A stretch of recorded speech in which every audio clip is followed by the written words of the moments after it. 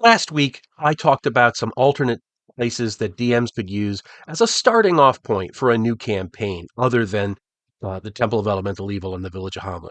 Today, I want to talk about. Last week, I talked about places that a DM could use other than the Village of Hommlet to start off a new campaign. Today, I want to talk about. Last week, I talked about places that a DM could use to start off a new campaign other than the Village of Hommlet. Now I want to talk about places that writers can focus on and flesh out for the good of Greyhawk as a whole. Today on Greyhawk Grognard.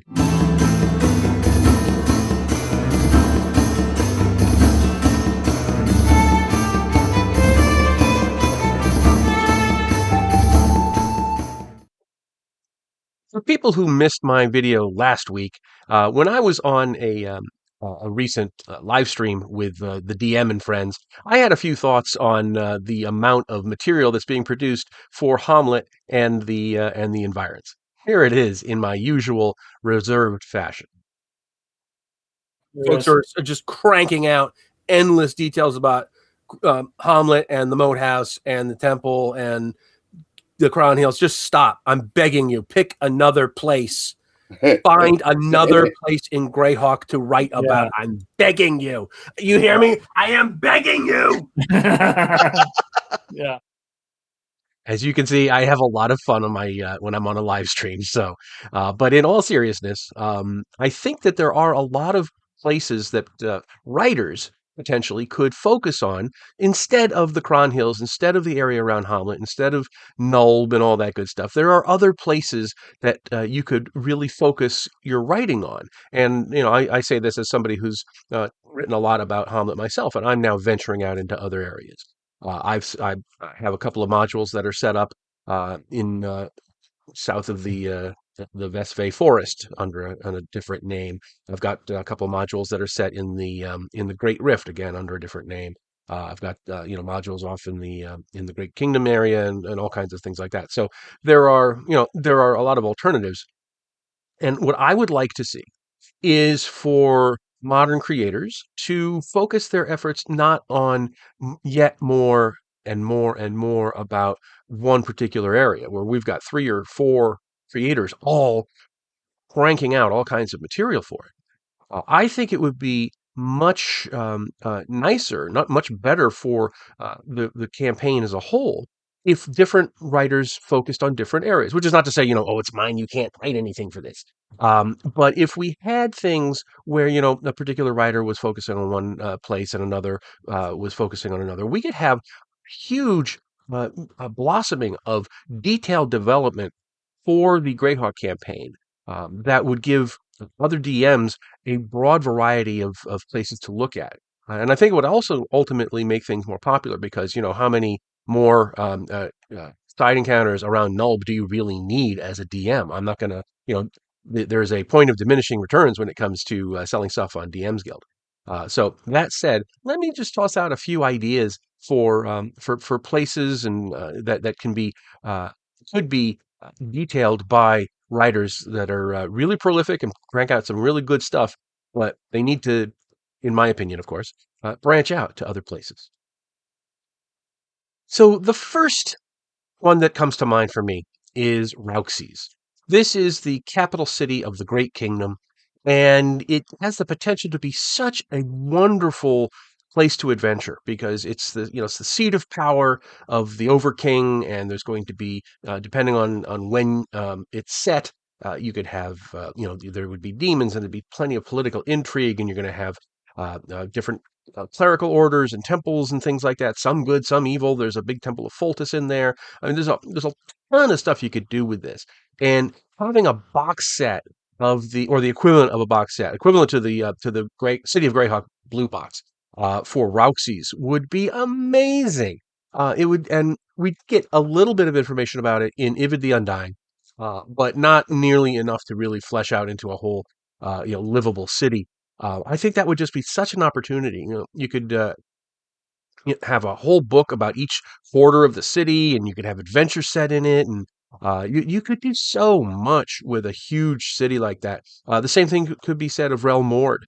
the capital of Nyrond over here.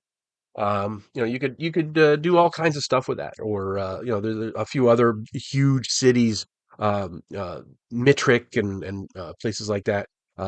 You could do. I think Rauxes though is the best of the bunch because it is the capital of an evil city.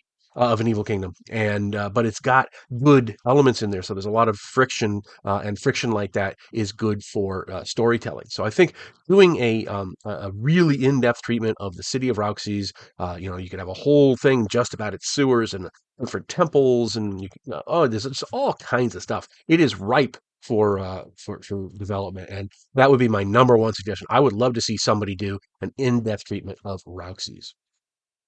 Now, another area I think would just be a wonderful place to focus on and just pour a whole lot of creative energy into would be Highfolk. That's this place here on the map behind me. It is a free town plus the valley around it, and there's humans and elves and gnomes all together, and there's a lot of independent, petty little villages and princedoms, principalities, and stuff like that of the demi-humans. There's a lot of room there for different factions and things like that. Maybe this gnome prince doesn't like that elvish lord, and there's all kinds of room for development. Plus, you've got the southern Vespay forest right there, and you've got the Yaddle Mountains right there. This area was covered a little bit in the Marklands, but not in any kind of depth. I'd love to see a whole book based on nothing but the town of Highfolk. And really give it a unique spin. Make it feel different than any other city in the Flanaess. It's got to have that influence from Perrinland. So maybe a little Swiss Alpine feel to it. But it's not entirely because it's also on the border of these two big human good kingdoms. So you want to really give it a unique flavor, make it feel like it's at the crossroads. Plus, it's got the elvish influence and the gnomish influence. There's all sorts of things you could do with this. Plenty of places to put adventures in that valley. You've got the mountains and the forests and stuff. You've got the ruins potentially of stuff connected to Igwilv is up there. There's a lot to do in this area, and it's really been ignored by a lot of people. And I think if you're looking for a place that really needs an in-depth level of development, you could do a lot worse than Highfolk. A ghoul leaps out and attacks you. What do you do? I use my staff of thunder and lightning and blast it.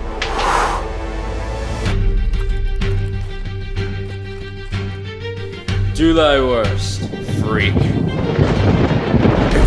the role-playing game where fantasy comes to life with magic, monsters, and endless options. Adventures Dark and Deep. Available now at adventuresdarkanddeep.com. Next up is Ratik. Ratik is it's behind my microphone here on the map. It is a fantastic area because it's got such a very rich and well-developed history. It was the furthest place of expansion for the Great Kingdom, and then it got cut off when the humanoids took the Bone March, and now it's mostly independent, and it's making alliances with some of the barbarians and helping them against the other barbarians, and then there's humanoids in the mountains, and there's all kinds of things you can do with it. You got forest right there. You've got mountains right there. You've got tons of humanoids. You've got barbarians that might have shifting allegiances. There's politicking with the Great Kingdom. It's really and the best part is it's kind of small and self-contained. So you can just do Ratik and not have to feel like you have to go all the way all around it.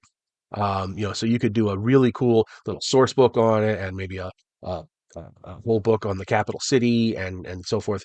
Plenty of places to put adventures in there. One of the cardstock adventures that was in the original gold box set was set there. So it's just a wonderful, wonderful place, and it's really crying out for somebody to just sit there and crank out a lot of really good in-depth material on it, because it's really, there's a lot of things that have been suggested about it, and not a lot of stuff has actually been written down in detail. So this is a perfect opportunity. And just a reminder, if you would be so kind as to consider either supporting the channel here on YouTube or going over to my Patreon and supporting me there, it is really, really helpful and it's really, really useful.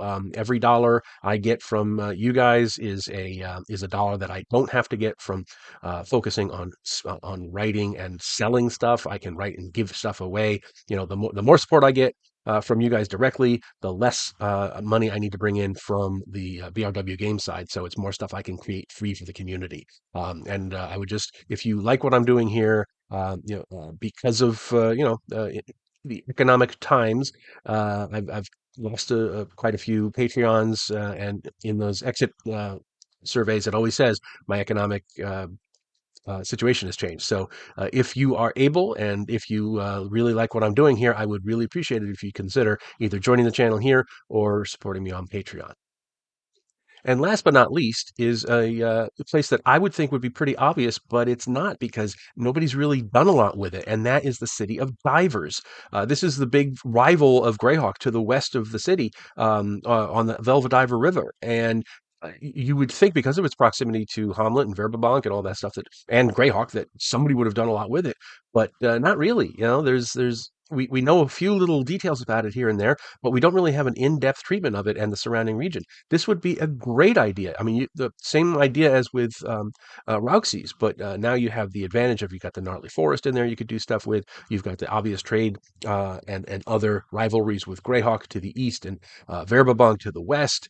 You've got things going on, all kinds of political things and mercantile things. It's a very big merchant city, so you could do a lot of development with like merchant houses and things like that. There's all kinds of stuff you could do with this, and because it is so proximate to Greyhawk, it is. If you're having a Greyhawk campaign, you really it would be very, very helpful to have a well developed Dyvers in there, and I think that would make it very popular from a DM's Guild standpoint, because it's a big obvious place that you want to have.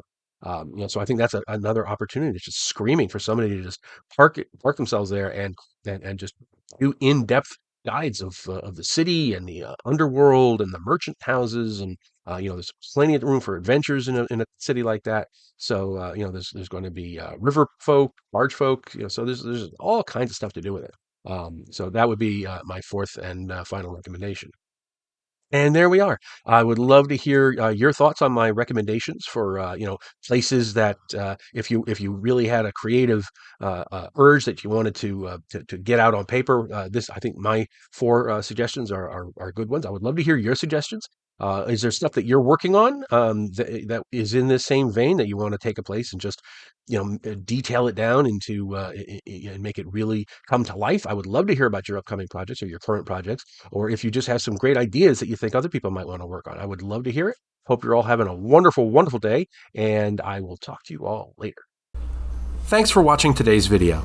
Please remember to hit the like button and subscribe to the channel. Below you'll find links to my Patreon, which helps make these videos possible. You'll also find the web store where you can buy my books, and my blog where you'll find all sorts of free downloads and other articles. Thanks, and have a great day.